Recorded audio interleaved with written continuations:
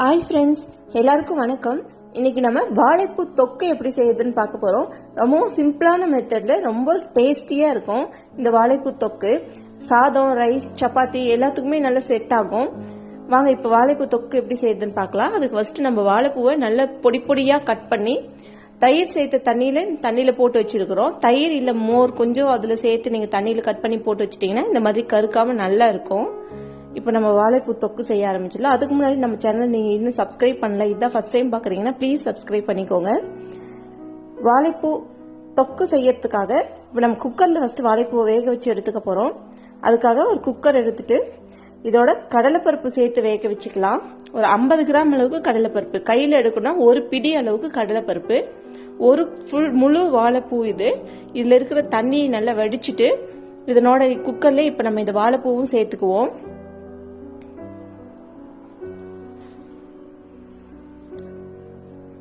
இப்போ ரெண்டும் நல்லா சேர்த்தாச்சு. இதோட ஒரே ஒரு 1/2 ஸ்பூன் அளவுக்கு மஞ்சப்பொடி சேர்த்துருவோம். கொஞ்சம் மஞ்சப்பொடி சேர்த்துட்டு இப்போ இது வேகிறதுக்காக 1 டம்ளர் அளவுக்கு நான் தண்ணி சேர்த்துக்கிறேன். நீங்க வாழைப்பூ வேக வைக்கும் போது தண்ணி சேர்க்கணும் அப்படின்னா பூவுக்கு கரெக்டா ஈக்குவலா தண்ணி சேர்க்கணும். அதிகமாகவும் இருக்கக்கூடாது, ரொம்ப கம்மியாகவும் இருக்கக்கூடாது.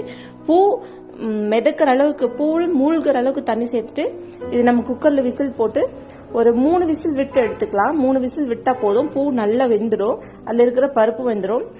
நான் பருப்பு ஊற போடல, பருப்பு ட்ரை பருப்பு அப்படியே போட்டு வாழைப்பூ சேர்த்து போட்டு நமக்கு விசில் விட்டு எடுக்க போறோம். நல்லா வெந்துடும், சட்டுன்னு வெந்துடும். பாருங்க, இப்போ 3 விசில் விட்டு எடுத்துட்டோம். கரெக்டா 3 தான் விட்டுருக்கேன். இது தண்ணியோட தான் இருக்கும். நம்ம அப்படியே தான் இதை செய்ய போறோம். தொக்கு அப்படிங்கறனால ரைஸ்க்கு சேர்த்து சாப்பிடுறதுக்காக நல்லா இருக்கும். இது இப்படியே ஒரு ஓரம் எடுத்து வச்சிருவோம். இப்போ நம்ம ஒரு கடாய் வச்சுட்டு அதுல வாழைப்பூ தொக்கு சேர்த்துக்காக கொஞ்சம் ஆயில் சேர்த்துப்போம். நல்லெண்ணெய் சேர்த்துக்கோங்க, ரொம்ப டேஸ்ட் நல்லா இருக்கும். வேற எந்த எண்ணெய் சேர்த்துனாலும் ஒன்றும் பிரச்சனை இல்லை. கொஞ்சம் தேங்காய் எண்ணெய் சேர்த்துனாலும் அதோட ஃபிளேவர் கொஞ்சம் டிஃப்ரெண்டாகவும் இருக்கும். நான் இப்போ குக்கிங் ஆயில் சேர்த்திருக்கேன். இதோட கொஞ்சம் கடுகு சேர்த்துக்கலாம். கடுகு நல்லா பொரியும் போது கொஞ்சம் சீரகம் சேர்த்துக்கலாம். கொஞ்சம் உளுந்து, கொஞ்சம் கடலைப்பருப்பு. அந்த கிறிஸ்பியா இருக்கும் கடலைப்பருப்பு சாப்பிட்றதுக்காக, அதுக்காக தான். ஒரே ஒரு பெரிய வெங்காயம், ஒரு பெரிய சைஸ் வெங்காயம் வெட்டி அதோட சேர்த்துக்கிறோம். இதுக்கு சின்ன வெங்காயம் பெரிய வெங்காயம் எதுனாலும் போட்டுக்கலாம். வெங்காயம் ஒரு கண்ணாடி பதத்துக்கு வதங்கட்டும். ரொம்ப கலர் வரணும்னு அவசியம் இல்லை, சும்மா 2 வதக்குனா போதும். இது நல்லா வெந்து கலங்கி வந்துடும். பாருங்க, இந்த அளவுக்கு வதங்கினாவே போதும். இப்போ ஒரு தக்காளி வெட்டி சேர்த்துக்கலாம். ஒரே ஒரு தக்காளி சேர்த்துனா போதும், இல்ல சின்ன சைஸா இருந்தாலும் ஒரு தக்காளி சேர்த்துக்கோங்க போதும். அதிகமா சேர்த்துனா இதோட புளிப்பு வந்துடும். இப்போ தக்காளி வெங்காயம் நல்லா வெந்து வரட்டும். இதோட கொஞ்சம் உப்பு சேர்த்துக்கலாம், குயிக்கா வெந்து வந்துடும். ஒரு 2 to 3 நிமிஷம் வதக்கிட்டே இருந்தோம்னா நல்லா வெந்து கலங்கி வந்துடும்.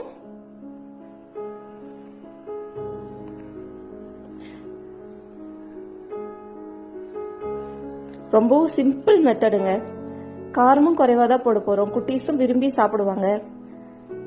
உங்களுக்கு இந்த வீடியோ பிடிச்சிருந்தா லைக் பண்ணுங்க. நீங்க இன்னும் நம்ம சேனலை சப்ஸ்கிரைப் பண்ணலைன்னா ப்ளீஸ் சப்ஸ்கிரைப் பண்ணிக்கோங்க. நம்ம தக்காளி நல்லா வதங்கிட்டே இருக்கு. ஓரளவுக்கு இப்போ பாருங்க, நம்ம தக்காளி நல்லா வதங்கிடுச்சு. இதோட ஆல்ரெடி நம்ம வேக வச்சு வச்சிருக்கிற வாழைப்பூவும் கடலைப்பருப்பும் ரெண்டும் அப்படியே தண்ணியோடய சேர்த்துப்போம். தண்ணி இதை வடிக்க கூடாது, அந்த தண்ணியோடய அப்படியே சேர்த்துக்கணும். ரொம்ப சுவையா இருக்கும். அந்த வாழைப்பூ வேக வச்ச தண்ணி எப்பவும் வீண் பண்ணக்கூடாது. இப்ப பாருங்க, கடலைப்பருப்பு ஆல்ரெடி நல்லா வெந்திருக்கு. அமுக்கும் போது நல்லா உடைஞ்சி வருது. இப்போ நம்ம இதுல ஒரு 5 to 10 நிமிஷம் வேக விட்டோம்னா கரெக்டான பதத்துல வெந்து வந்துடும்.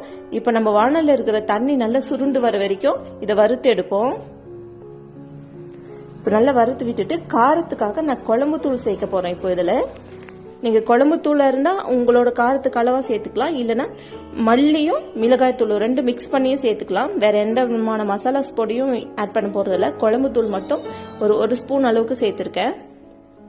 இது நல்லா கலந்து விட்டுட்டு ஒரு மூடி போட்டு ஒரு 5 நிமிஷத்துக்கு நல்லா வேக விட்டு எடுத்துட்டு அப்புறம் ஒரு 2 நிமிஷத்துக்கு அப்படி ட்ரையா வறுத்து எடுத்துட்டீங்கன்னா நம்மளோட வாழைப்பூ தொக்கு ரெடி ஆயிடும்.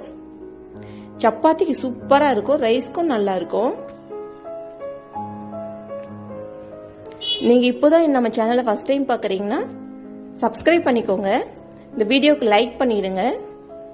பக்கம் இருக்கிற பெல் பட்டனை கிளிக் பண்ணிட்டீங்கன்னா உங்களுக்கு நோட்டிஃபிகேஷன் உடனுக்குடனே தெரியும். இதில் நான் ஒரு 2 ஸ்பூன் இல்லை 1 ஸ்பூன் அளவுக்கு தேங்காய் பூ ஆட் பண்ணிக்க போகிறேன். இது முழுக்க ஆப்ஷனல் தான். கண்டிப்பாக தேங்காய் பூ ஆட் பண்ணணும் அப்படின்னு இல்லை, அந்த லைட் ஃப்ளேவருக்காக. இதுவே நீங்கள் லைட்டாக தேங்காய் எண்ணெயில் சமைக்கிறீங்க அப்படின்னா இன்னும் நல்லா இருக்கும். தேங்காய் பூ ஆட் பண்ண தேவையில்லை, அந்த தேங்காயோட ஃப்ளேவருக்காக தான் சேர்க்கிறேன். மற்றபடி இதெல்லாம் கம்பல் கிடையாது. இந்த மாதிரி டைப்பில் நீங்கள் ஒரு டைம் வாழைப்பூ தொக்கு செஞ்சு பாருங்க. கண்டிப்பாக இனிமேல் இந்த மாதிரி தான் நீங்கள் சமைப்பீங்க. இவ்வளோ நேரம் இந்த வீடியோ பார்த்ததுக்காக ரொம்ப நன்றி. உங்கள் ஃப்ரெண்ட்ஸ்க்கு இந்த வீடியோ ஷேர் பண்ணுங்கள். Thank you so much.